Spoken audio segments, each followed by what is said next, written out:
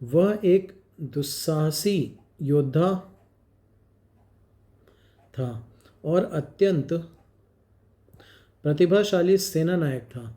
उसकी यह अत्यंत प्रिय उक्ति थी कि एक शेर की तरह एक दिन जीना बेहतर है, लेकिन भेड़ की तरह लंबी जिंदगी जीना अच्छा नहीं। इसी विश्वास का पालन करते हुए वह श्रीरंगपट्टनम के द्वार पर लड़ता हुआ मरा था। लेकिन हर काम में वह जल्दबाजी करता था और उसका स्वभाव स्थिर नहीं था। एक राजनीतिज्ञ के रूप में 18वीं सदी के किसी भी शासक की तुलना में वह दक्षिण भारत के लिए या दूसरे भारतीय शासकों के लिए अंग्रेजी राज के खतरे को अधिक ठीक तरह से समझता था। उदयमान अंग्रेजी सत्ता के समक्ष वह दृढ़ निश्चयी शत्रु के रूप में खड़ा हुआ था और अंग्रेज लोग भी भारत में उसको अपना सबसे खतरनाक दुश्मन समझते थे। हालांकि मैसूर उस जमाने के आर्थिक पिछड़ेपन के दोष से मुक्त तो नहीं था, लेकिन हैदर अली और टीपू के राज्यकाल में वह आर्थिक रूप से खूब फला फूला।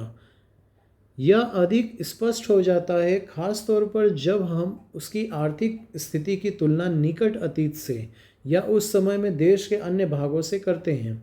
वर्ष 1799 में ब्रिटिश लोगों ने जब टीपू को पराजित कर उसे मार डाला और मैसूर पर कब्जा कर लिया, तो यह देखकर उनको आश्चर्य हुआ कि मैसूर का किसान ब्रिटिश शासित राज्य मद्रास के किसान की तुलना में कहीं बहुत अधिक संपन्न और खुशहाल था। सर जॉन शोर 1793 से 98 के दौरान गवर्नर जनरल था। उसने बाद में लिखा, टीपू के राज्य के किसानों को संरक्षण मिलता था तथा उनको श्रम के लिए प्रोत्साहित और पुरस्कृत किया जाता था। टीपू सुल्तान के ज़माने के मैसूर के बारे में एक अन्य ब्रिटिश पर्यवेक्षक ने लिखा था, यह राज्य खेतीबाड़ी में बढ़ा चढ़ा, परिश्रमी लोगों की घनी आबादी वाला, नए नए नगरों वाला और वाणिज्य व्यापार में बढ़ोतरी वाला था। लगता है कि आधुनिक व्यापार और उद्योग के महत्व को भी टीपू अच्छी तरह समझता था। वास्तव में भारतीय शासकों में वही एकमात्र शासक था जो आर्थिक शक्ति के महत्व को सैनिक शक्ति की नींव मानता था। भारत में आधुनिक उद्योगों की शुरुआत के लिए उसने थोड़े बहुत प्रयास किए। इसके लिए उसने विदेशों से कारीगर बुलाए और कई उद्योगों की राज्य की ओर से सहायता दी।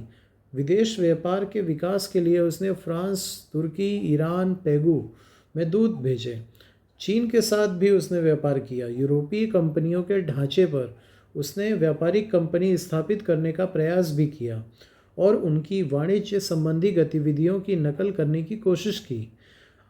बंदरगाह वाले नगरों में व्यापारिक संस्थाएं स्थापित करके उसने रूस और अरब के साथ व्यापार बढ़ाने का प्रयत्न किया।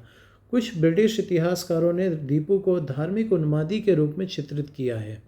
यद्यपि अपने धार्मिक दृष्टिकोण में वह काफ़ी रूढ़िवादी था, लेकिन दूसरे धर्मों के प्रति उसका दृष्टिकोण काफ़ी सहिष्णु और उदार था।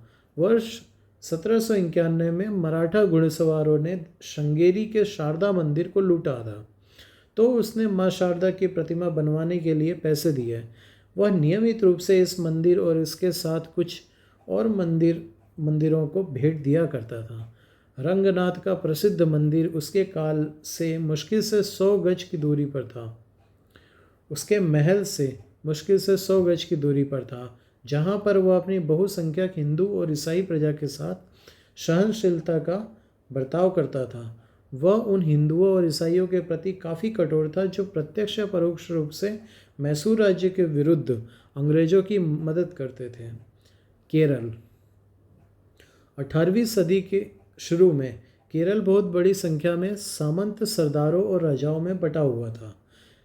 इनमें से 4 प्रमुख राज्य इस प्रकार थे: कालीकट, चिरक्कल, कोचीन और त्रावणकोर।